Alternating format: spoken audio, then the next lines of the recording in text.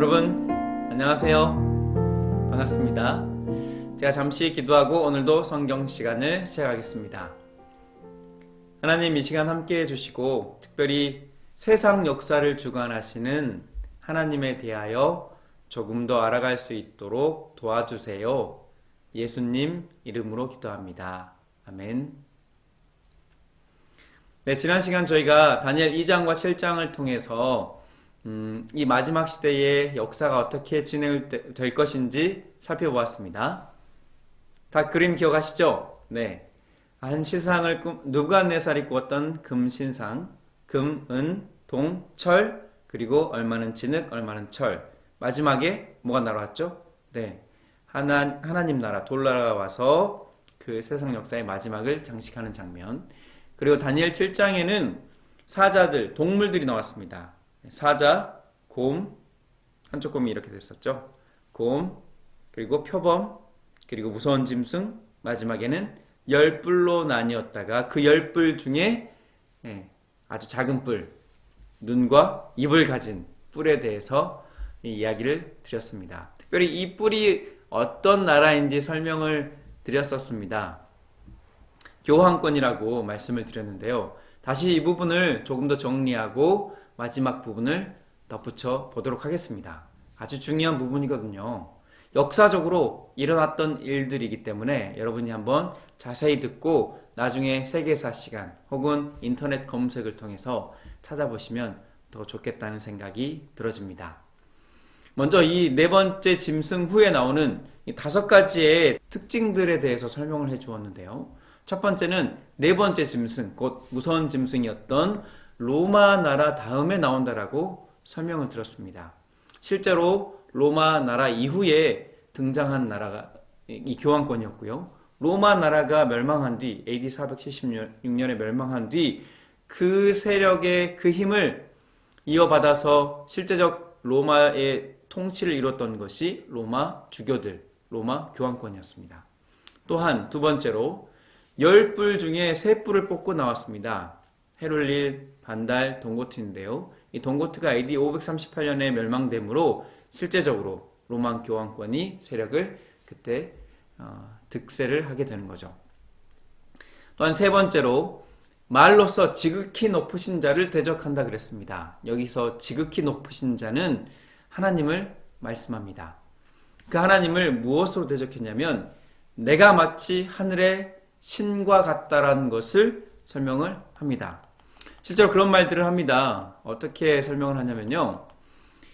법왕은 숭고하고 지존하며 단순히 인간이 아니며 하나님과 같은 분이며 뭐와 같대요? 하나님과 같대요. 여러분, 하나님과 같다라는 것을 참남되는 범죄라고 성경은 이야기합니다. 하나님 외에는 하나님 같은 분이 없거든요. 또한 하나님의 대리자이시다. 법왕은 거룩한 군주요 지존의 제왕이요 왕 중의 왕이시므로 만일의 천사들이 신앙을 잘못한다면 그들을 심판하고 파문에 처할 수 있다. 여러분, 심판은 오직 하나님께만 속한 것입니다. 그래서 우리도 잘못된 사람을 지적하거나 심판하지 말라고 성경은 이야기하고 있어요. 더욱이 교황과 하나님은 같은 존재이므로, 이건 피우스 5세의 말입니다. 그는 하늘과 땅의 모든 권세를 가졌다라고 설명해요. 말로써 가장 높으신 하나님을 대적하고 있는 것이죠.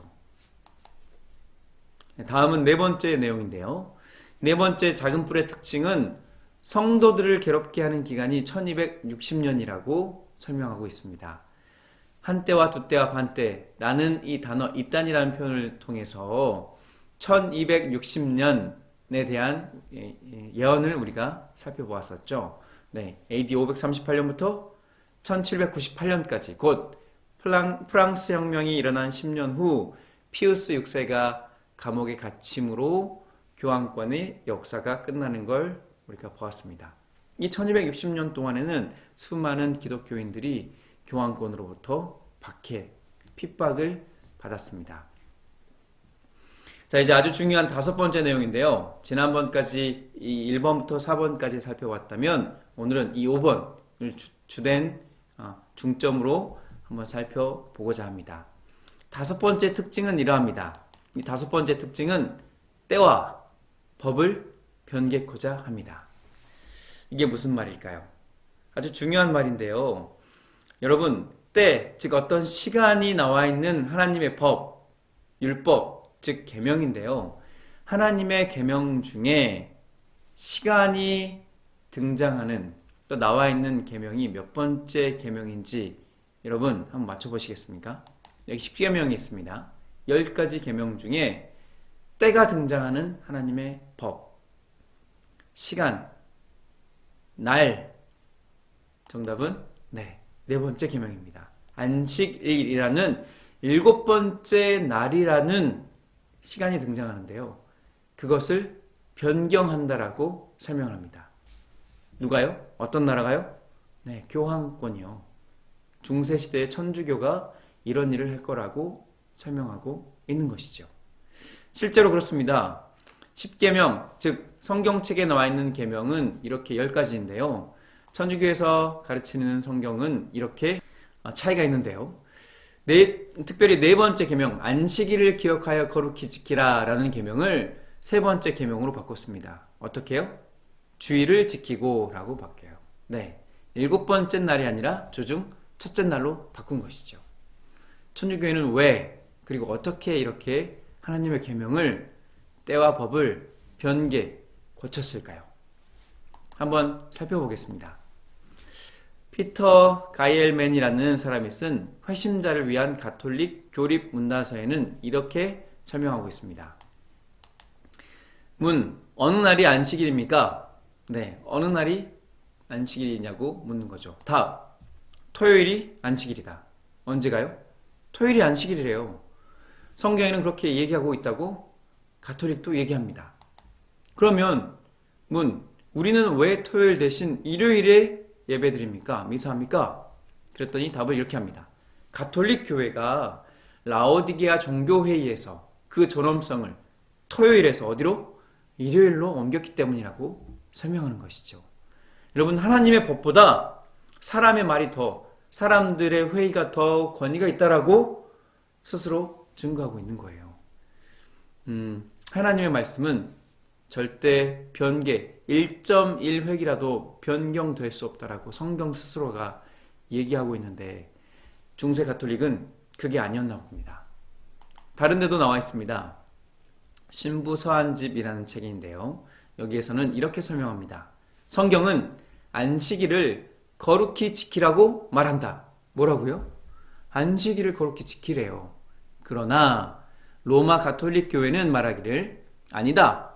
나의 신성한 권위로서 안식일을 폐하고 주일 중 첫날인 일요일을 거룩하게 지키라고 명하는 바이다. 마지막으로 말하노니 교회 전통은 성경보다 위에 있다고 선포하는 바이다. 우리는 우리의 교리를 전통에 기초한 것이다. 그러므로 여러분, 가톨릭, 중세 가톨릭 교회는 하나님의 말씀보다 사람들의 말을 더 높이게 된 것입니다. 그리고 다니엘서 7장과 8장에 예언된 것처럼 하나님의 말씀을 때와 법을 변경시켜버린 것이죠. 사전에 더 정확하게 나와 있습니다. 이건 가톨릭 사전인데요. 거기에 말하기를 가톨릭 교회는 안식일을 일요일 중 7째 날인 토요일에서 첫째 날인 일요일로 변경한 후 10계명의 넷째 계명을 고쳐 일요일을 주일로 지키라고 하였다. 가톨릭 사전 사권. 그러므로 여러분, 원래 교회 다니는 것은 원래 예배일은 토요일이었습니다. 성경에는 토요일이라고 나와요. 가톨릭도 분명히 말하기를 토요일밖에 없다라고 나옵니다. 그런데 이 가톨릭에서 토요일에서 일요일로 바꾸었는데 개신교회, 지금 일요일에 예배드리는 개신교회들은 가톨릭에서 뛰쳐나오면서 그들이 지키고 있던 습관을, 전통을 그대로 따르고 있는 것이죠. 그러므로 혹시 여러분들 중에 일요일에 개신교회 가시는 분들이 계시다면 성경을 꼭 읽어보시기 바랍니다. 사람의 말이 아니라 하나님의 말씀인 성경을 읽어보세요. 그러면 어느 날이 안식인지 쉽게 알 수 있습니다. 성경 어디에도 일요일 예배를 주장하진 않습니다. 가톨릭도 이렇게 얘기하고 있는 것처럼요. 하나님의 말씀을 몇 구절 볼게요. 요한복음 14장 15절. 너희가 나를 사랑하면 나의 계명을 지키리라. 여러분이 정말 하나님을 사랑하신다면 하나님의 계명, 원래 하나님이 주셨던 계명을 준수하고 지키게 되길 간절히 바랍니다. 오늘 수업은 여기까지입니다. 다니엘서를 통해 하나님께서 세상 역사의 흐름을 알려주셨고, 특별히 그 가운데에 마지막 시대에 일어날 때와 법을 변경시키는 일이 일어나는 사건을 우리가 살펴보았습니다. 그리고 그 후에 일어날 일도 앞으로 살펴볼 건데요. 어떤 일들이 일어날지 성경을 통해서 더 알아가시면 좋겠습니다. 기도하고 마치겠습니다. 하나님, 저희에게 성경을 주시고 예언을 주셔서 세상 역사를 이끌어 가시는 하나님을 볼 수 있게 해주셔서 감사합니다. 특별히 하나님의 법을 변경시켰던 내용들을 살펴보았습니다. 우리가 하나님의 말씀에 순종할 수 있는 믿음과 용기를 허락해 주세요. 특별히 코로나로부터 우리 학생들과 또한 학부모님들을 안전하게 지켜주시길 예수님 이름으로 기도합니다. 아멘.